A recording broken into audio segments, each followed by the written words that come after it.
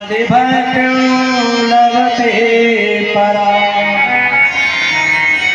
मुझे एक कथा याद आती है। एक यज्ञीय ब्राह्मण है और यज्ञीय ब्राह्मण को अभिमान है कि हम भजन करते हैं, हम भजनानंदी हैं, हम ज्ञानी हैं। आए कृष्ण बलराम गाय चराते चराते भय है, जैसे वही यज्ञीय ब्राह्मणों के समीप जाते हैं। ब्रजवासी सकाल से कहा, भैया बड़ी जोर से भूख लगी है। ब्रजवासी सकाल ने कहा, यहाँ का कोई नगर कोई गांव बोले हाँ यहाँ पर यज्ञीय ब्राह्मण रहते हैं, वो ग्रस्त है, आप उनके पास जाएं, कुछ खाने की वस्तु लेकर आए। कृष्ण बलराम की आज्ञा को सरोधार करके ब्रजवासी गोप सका जाते हैं, लेकिन यहाँ तो अभिमानी ब्राह्मण है। और जैसे ही जाकर उनको कहा, अरे पंडित जी राम राम, लेकिन महाराज वो तो अभिमानी थे, यज्ञ कर रहे थे तो बोल तो सकते नहीं, लेकिन मन में सोचने से कौन रोक सकता। देखो, बेधर की रोटी खाने वाले, पोखर का पानी पीने वाले गवारिया हमारी वेदांत भाषा को क्या समझे? कुछ भी जवाब नहीं दिया। यार नहीं यादर नहीं नैनन नहीं सने, तुलसी वहाँ जाइए जहाँ कंचन वालों ने विचार किया, देखो इतने निष्ठुर हैं कि हमने राम राम भी की और उन्होंने हमारी राम राम भी स्वीकार कर, इनसे भोजन की क्या याचना करना। कृष्ण बलराम ने कहा, क्यों भैया कुछ खाने के ताय लेकर आए? हाँ बोले लेकर आए। बोले लाओ। बोले जलते हुए 2 अंगारे खाओगे? एक नैया, ऐसे निष्ठुर व्यक्ति के पास तुमने हमको भेज दिया जिन्होंने हमारी राम राम भी स्वीकार किया। कन्हैया ने कहा, किनके पास गए? तो ब्राह्मणों के पास। बोले भले आदमी ब्राह्मणों के पास क्यों गए? मनुष्य तो वैसे ही निडर होता है, मनुष्य के हृदय में तो भाव जब दुख और कष्ट आता है तब मुझे याद करता है। ये संसार तो हमारी माताओं के सर पर रखा है। जहां भी कथा करने जाते हैं माताएं 70% रहती। जो धर्म है वो हमारी माताओं के भरोसे चल रहा है। भाई लोग तो केवल नाश्ता करने आते हैं, ठंडा पीने के लिए आते हैं। इन माताओं को देखो घर का कार्य भी करती है, झाड़ू आदि भोजन पकाती है, और यहाँ परिक्रमा भी नित्य 108 दे रही है। इसके बाद में महाराज फिर आके यहाँ पर कथा सुनना। तो यदि इतना परिश्रम करने पर यदि 1 गिलास जल पी लिया जाए तो क्या बिगड़ता है? उनकी तो व्यवस्था करना ही चाहिए। और हमारे भाई लोग तो गड्डी फेंट फेंट के आ रहे हैं, काहे के लिए? केवल नाश्ता करना है।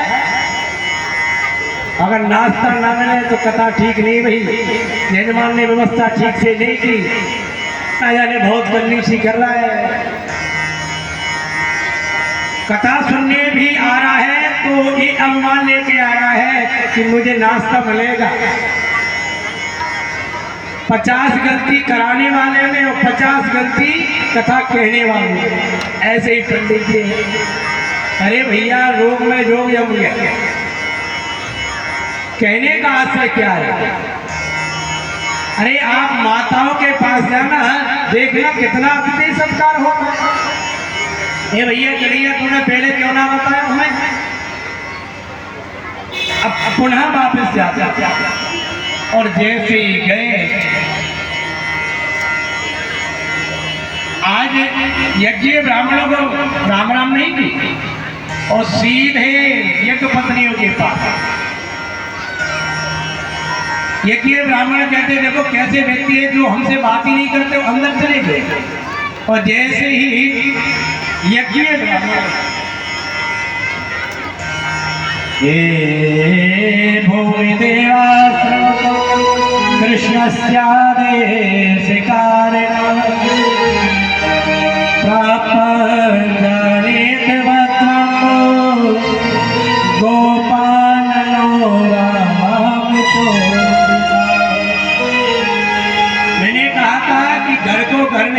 प्रिय सज्जनों, गृहिणी को ही घर कहा जाता है। गृहिणी चाहे तो घर को स्वर्ग बना दे और गृहिणी चाहे तो घर को नरक बना दे। गृहिणी चाहे तो बालक के लिए एसपी बना दे, कलेक्टर बना दे, नरेंद्र मोदी भी बना सकती है। और गृहिणी चाहे तो कुख्यात भी बना देती, चोर डाकू बना देती। 70% जो है हमारी माताओं का दायित्व बनता है पुत्रों के प्रति। पुत्र को किस मार्ग पर ले जाती है, अच्छा है तो माँ को दायित्व 70% मिलता है और बुरा है तो माँ को दोष लगता है 70%। माताओं का हृदय बड़ा कोमल है प्रिय सज्जनों। गोस्वामी तुलसी बाबा कहते हैं कतविद सृजी नार जन्माही पराधीन सपन्यो सुख नारी। ये नारी तो महाराज पराधीन है। जब जन्म होता है तो माता पिता के अधीन रहती है बेटी, और जवानी आती है तो पतियों के अधीन हो जाती है। कथा चल रही है, कथा चल नहीं जाओगे तुम्हारे नहीं आ पाएगा। वहाँ कथा सुनने थोड़ी जाओगे, इधर उधर घूमोगे, उधर उधर देखो, नहीं जाओगे तुम्हारा नहीं जाता। और बुढ़ापा होता है उसी नारी का तो वो अपने बेटे और बहू के आदमी हो जाते हैं। खटिया पे पड़ी है अभी हमारी भुआजी है जहाँ हम विश्राम कर रहे हैं। वृद्ध अवस्था हो तो ऐसी हो। हमारे यजमान की बहन भी है, क्या कहना, खटिया पे बैठे बैठे हम देखते 2-2 3-3 घंटे भजन करती रहते। परसों हम जैसे ही गए बोले महाराज पराधीन है, हम कथा सुनने के लिए नहीं ले गए। ये भाव है, ये श्रद्धा है। लेकिन बेटे को देखो, भाइयों को देखो कथा में बैठे, लेकिन मैं बुआ जी को नहीं ला रहा। भैया उनके लिए भी ले आया करो, उनका भी मन होता है कि मैं कथा सुनूं। और ये जीवन का सार्थक है। यदि इस अवस्था में तुम कथा नहीं सुनोगे, अरे कथा भी ये नहीं कहती ही, देखो इसमें शास्त्र में भी कुछ दिया हुआ है। 0 से 25 वर्ष तक आप विद्या अध्ययन करें। 0 से 25 वर्ष तक, 25 से 50 वर्ष तक केल प्रकारे आप धन का उपार्जन करें। आलसी नहीं होना चाहिए, धन को कमाना ही चाहिए। शास्त्र में ये भी बताया है कि 2% के ब्याज में भी कोई दोष नहीं है। अब किसी में महाराज वो तो ब्याज का खाता है, बड़ा दोष है। भले आदमी जिसके पास केवल 10 लाख रुपए हो, जमीन नहीं है, कोई नौकरी नहीं है, तो वो 10 लाख से अपना गुजारा तो कर सकता है।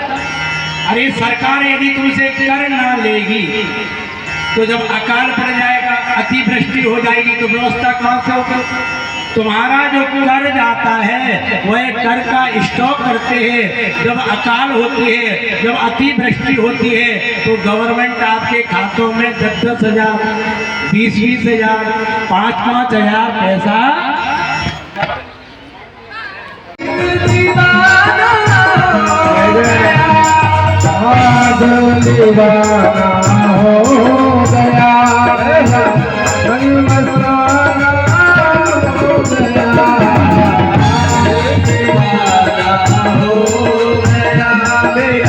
दिल दीवाना हो गया।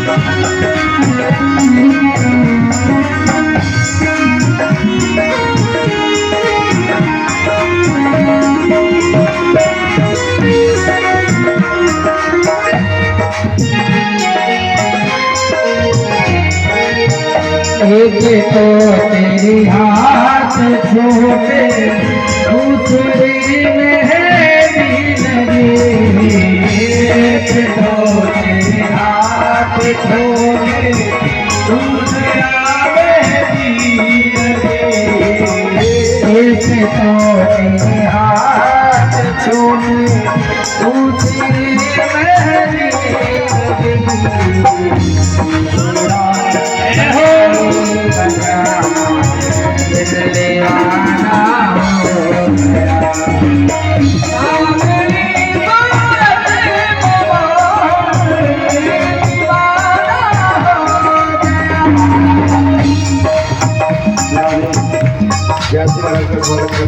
प्रजापति भवन करने के बराबर की तरफ से दो तालियां बजाने करके जय श्री राम जय श्री राम बोल बात हरि राम।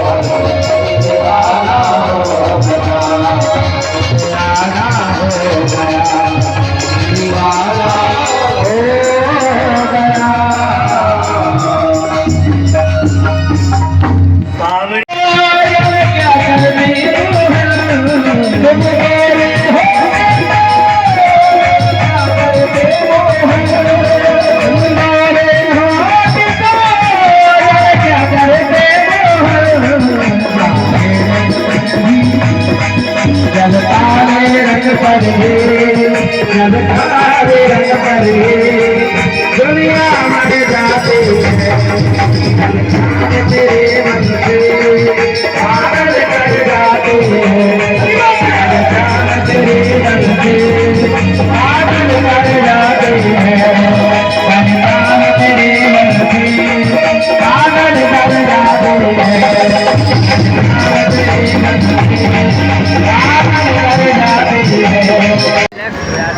गोपियां अपने गरुड़ के चरण से पृथ्वी को पूजती है। माँ पृथ्वी जरा सी जगह दे दो, ये सुनने से पहले हमारे प्राण आपके समर्पित। भगवान भक्ति की परीक्षा लेते हैं और परीक्षा लेते हैं जब अपने पास बुलाते हैं तो फिर उसे परीक्षा लेते हैं कि तुम्हारा मन कथा में है कि घर पर है, तुम्हारा मन कथा में है कि महाराज।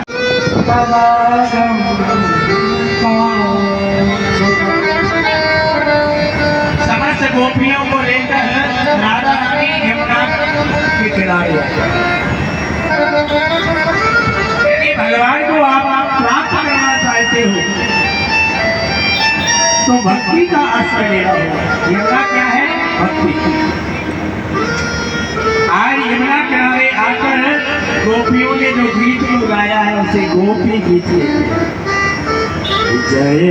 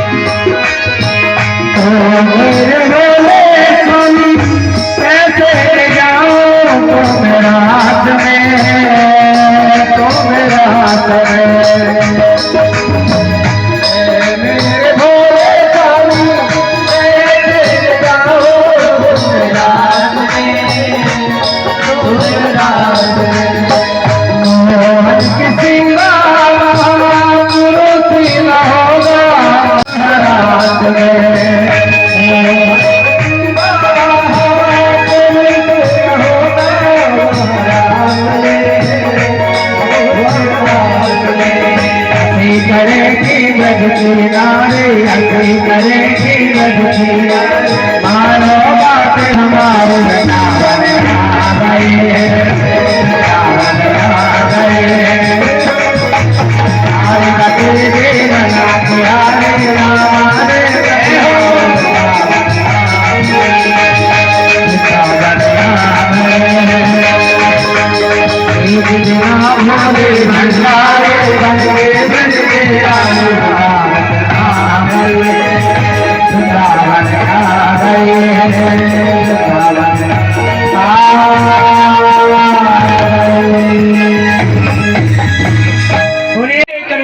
मैं तुम्हारे ऋण से उरुण नहीं हो सकता। मेरी आगे की लीला में आपको सहयोगी होना होगा। और जैसे ही रथ चलने लगा, गोपियों ने देखा ये तो रथ चल दिया। महाराज, गोपियां रथ के पहिए की नीचे लेटी जाती है। हे गोविंद, यदि आपको जाना है तो हमारे प्राणों के ऊपर से गुजर जाए। आज हाथ जोड़कर निवेदन किया गोविंद ने, मैं आपको बारंबार वंदन करता हूँ, मेरी लीला में आप बाधित ना बने। और जैसे ही रथ चल दिया, नंदरानी गिरती उठती आती है, लाला लाला लाला लाला। कृष्ण बलराम रथ से कूद पड़े हैं। और जैसे ही रथ से कूदे, मैया को अंक में भर लिया, मैया को नेत्रों के आंसुओं के पनारे से अभिषेक कर दिया। नंदरानी कहती, लाला मोहे तो आज पता चलो तू मेरो लाला लाए, तू तो वसुदेव देवकी को लाला है। एक ब्रज की गोपी तुमसे निवेदन करना चाहती है, आप मैया देवकी से ये मत कहना कि मेरी एक पकौड़ी की औकात नहीं, एक पकौड़ी क्या मांग ली, मुझे छड़ी दिखा दी। एक गोपी निवेदन करना चाहती है, तुम नंदरानी कहती है अपनी मैया से ये मत कहना कि मेरे जरा से माखन की औकात नहीं रही वृंदावन में, मैंने जरा सा माखन का चोरी कर लिया, मुझे ऊखल से बांध। आज कृष्ण बलराम हिचकियों को रोक नहीं पाते हैं। मैया, हम सब कुछ भूल सकते हैं, लेकिन तेरे प्रेम की डोरी को नहीं भूल सकते। कृष्ण लेता है ब्रज से विदाई, मैया मुझे याद न करे। कृष्ण लेता है ब्रज से विदाई, मैया मुझे याद मैया मुझे याद न करे, मैया मुझे याद न करे। बड़े जुदाई, मैया मुझे याद न करे।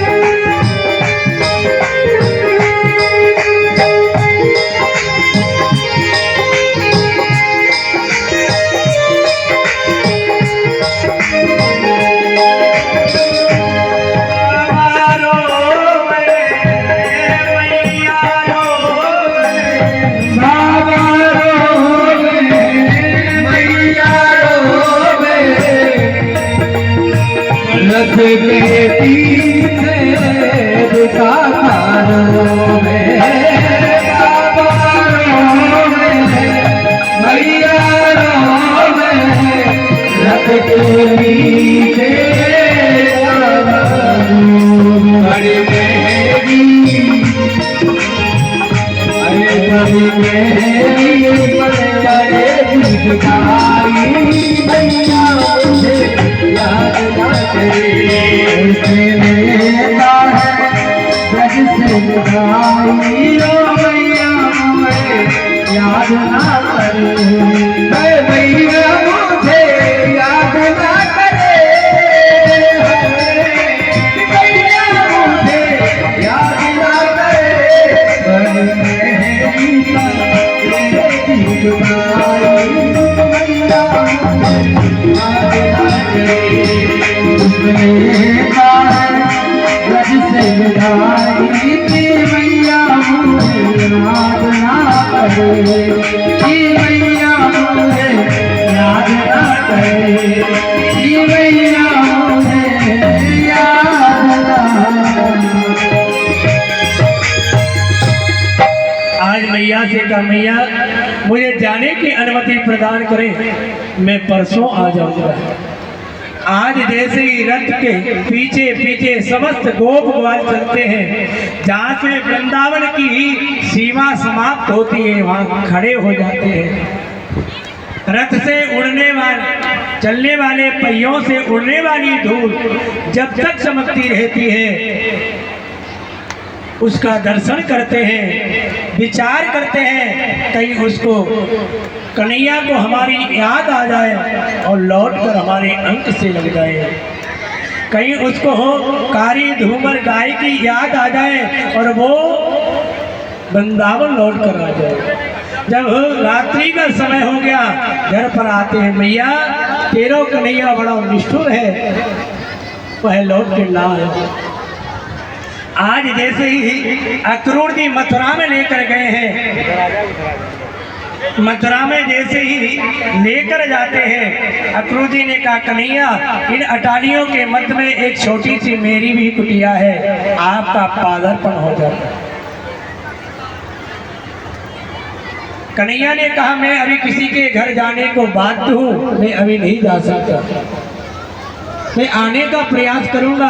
और जैसी ताल वन में नंद बाबा गोप सभा सखाओं के साथ में विराजमान है, आज जाके बाबा को प्रणाम कियो। आज ब्रजवासी सखा कहने लगे कन्हैया देखो ये मथुरा नगरी तो बड़ी सुंदर दिख रही है। कन्हैया ने कहा क्या चाहते? बोले हम तो दर्शन करना चाहते कि जाओ देख आवो नगरी सुखी दो करो सफल सबके नयन सुंदर आज नंदी बाबा ने कहा लगा बलराम से कहा कन्हैया तुम इन कृष्ण के सखाओं के साथ में मथुरा के लिए प्रस्थान करो। और यहाँ काउते यदि ही सारे को कह दिए तो बड़ा गड़बड़ हो जाएगा, इसलिए बलराम साथ में जा रहे हैं। बलराम जी जैसे साथ में गए हैं तो महाराज यहाँ कपट मैत्री व्यवहार रखा, कंस ने सुंदर नगर को चल। आज यदुवंश की नारियों ने छत पर खड़े होकर पुष्पों की वृष्टि की, जैसे पुष्प वृष्टि की ब्रज के सखाओं ने कहा कन्हैया बोले कहा बात है? बोले मामा के यहाँ इतना अतिथि स्वागत हो रहा है, तुमने पहले क्यों ना बताया? अब उन बेचारे भोले भाले ब्रजवासियों को क्या भेजे थे, किस लिए बुलाया? तो बोले क्या चाहते होते? अच्छे से वस्त्र धारण कर लेते तुम्हारा पावरफुल। बोले क्यों? बेदर की रोटी खाने वाले, पोखर का पानी पीने वाले, अरे एक आध 2 घंटे के मेहमान हो, चले जाइए यहाँ से। अरे मामा जी हम तो आपसे राम राम कर रहे हैं, वो आप हो कि हमसे अकड़ू हो रहे? अरे हमारे सखाओं के पास वस्त्रों की कमी है, आप वस्त्र दे दो। बोले ओहो राजाओं के वस्त्रों को पहनने की कामना करते हो, चले जाइए। जैसे ही लाठी लेके मारने को दौड़ा, सुखदेव स्वामी कहते राजन वो नन्ना सा गोप था जो कन्हैया की उंगली पकड़ के चलता था, एक कन्हैया होगा सो देखो जाएगा, पूतना मारे हाथ दिखा। जैसे ही उस गोप को अंक में भर लिया, यही तो मैं चाहता। एक भूखा ऐसा दिया तो भी मामा जमीन में समा गए। बोलिए भक्त भगवान की। सभी ने अपने अपने अनुकूल वस्त्रों को धारण कर लिया है। लेकिन महाराज बड़े बड़े राजाओं के वस्त्रों को पहना, चलने लगे तो झाड़ू लग रही है। बोले कन्हैया ये तो वस्त्र मंगनू से लग रहे हैं। बोले मंगनू लग रहे हैं? बोले व्यवस्था करते एक दर्जी के यहाँ गए, भगवान के अनुकूल वस्त्रों को बना दिया है। सुदामा नाम के माली के पास जाते, कोई बात नहीं, सुदामा नाम के माली के पास से देखो ये तो अच्छा है ना, काफी दिन से बहुत ज्यादा गर्मी पड़ रही थी। बोल राधा रानी सरकार की, बोल चावल मैया की, कृष्ण कन्हैया लाल की, आज के आनंद की, ठाकुर जी महाराज की जय जय श्री राधे श्याम।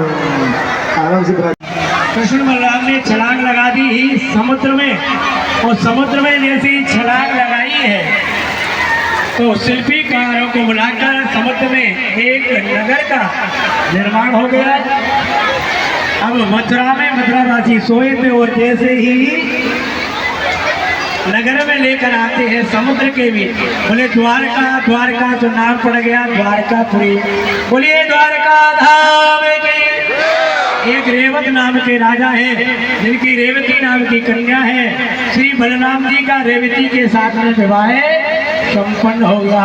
बोलिए बलराम जी महाराज की। एक कुंडलपुर के राजा हैं भीष्मक, जिनके 5 पुत्र हैं। बड़े पुत्र को रुक्मी कहते हैं। अभी तक कोई पुत्री नहीं है। सूर्य की आराधना कर रहे थे यमुना के कमल पुष्प पर। एक कमल पुष्प पर महारानी लक्ष्मी का प्रादुर्भाव होता है रुक्मणी के रूप में। आज घर लेकर आए, भगवान ने बड़ी कृपा कर दी कि मेरे लिए एक कन्या दे दी। मन में संकल्प किया कि द्वारका नाथ श्री कृष्ण से विवाह संपन्न करेंगे, लेकिन बड़े पुत्र के आगे उनकी नहीं चलती। वह कहता है पिताजी रुक्मणी से कह देना कि शिषपाल के गले में माला डाले, शिषपाल के गले में माला डाले। ये स्वयंवर तो खाली नाटक होगा महाराज। सनेरी का राजा शिषपाल बरात लेकर आ रहा है, अनेक राजा आए हैं।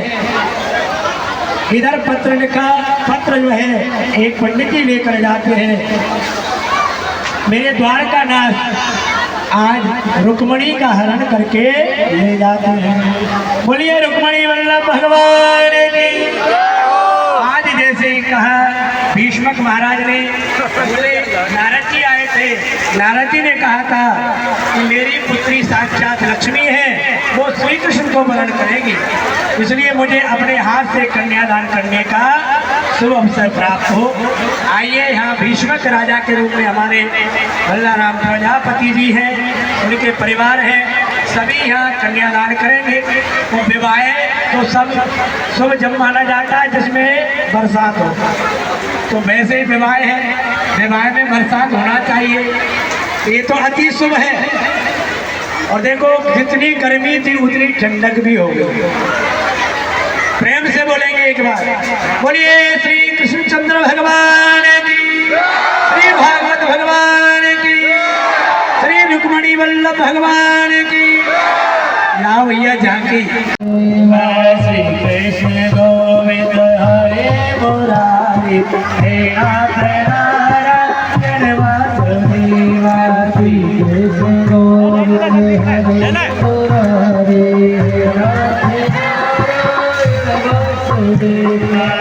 श्री कृष्ण गोविंद हरे मुरारी, हे नाथ नारायण वासुदेवा, हे नाथ नारायण वासुदेवा। श्री कृष्ण गोविंद हरे मुरारी, हे नाथ नारायण वासुदेवा, हे नाथ नारायण वासुदेवा, हे नाथ नारायण वासुदेवा, हे नाथ नारायण वासुदेवा।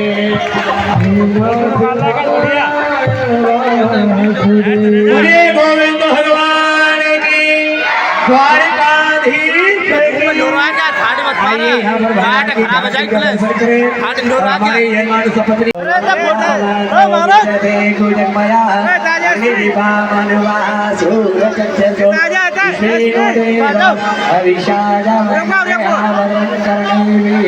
श्रेणुयाम देवा भद्रं वसैवाक्षवीरयत्रा तिष्ठरैरङ्गै पुष्पवाटो शसनो भिर्वसेमहि देवयितं जगायुः सकलेन शरदो यत्ति देवा यत्रानचक्रा जरसञ्चरो राम पुत्रासो यत्र पितरौ भवन्ति मानौ मध्यारे कदायुजन्तो आदिपृथ्व्यौ रदितिरं धरक्षमयुति माता शपिता सप्ताह विश्वे देवा हरितिः पञ्चगण आदित्रजा त्वमदित्रजा ब्रह्म द्योः शान्तिरं धरक्षकं शान्तिः प्रथमे शान्तिरापः शान्तिरूपदया शान्तिः वनस्पतयः शान्ति विश्वे देवा शान्ति ब्रह्म शान्ति सर्वगो शान्ति शान्तिरेव शान्ति शान्तिरेव। बोलिए रुक्मणी वल्लभ भगवान की। देखिए अभी तो भामर पड़ी है, कल हो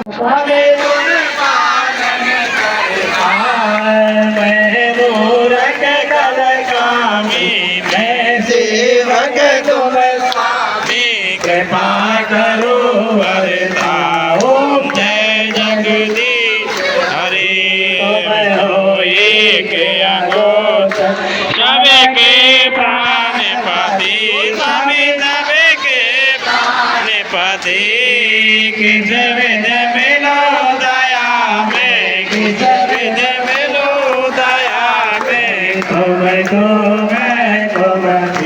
ओम जय जगदीश हरे दीन बंद दुख हरता तुम रक्षक मेरे स्वामी तुम रक्षक मेरे अपने हाथ उठाओ करुणा शरण लगाओ बारी पड़ा तेरे ओम जय जगदीश हरे विषय विकार मिटाओ पाप हरो देवा स्वामी पाप हरो देवा भक्त बढ़ाओ इच्छा प्रेम बढ़ाओ संतन की सेवा ओम जय जगदीश हरे राम सुंदर जी की आरती को कोई नर गावे स्वामी कृष्ण सहित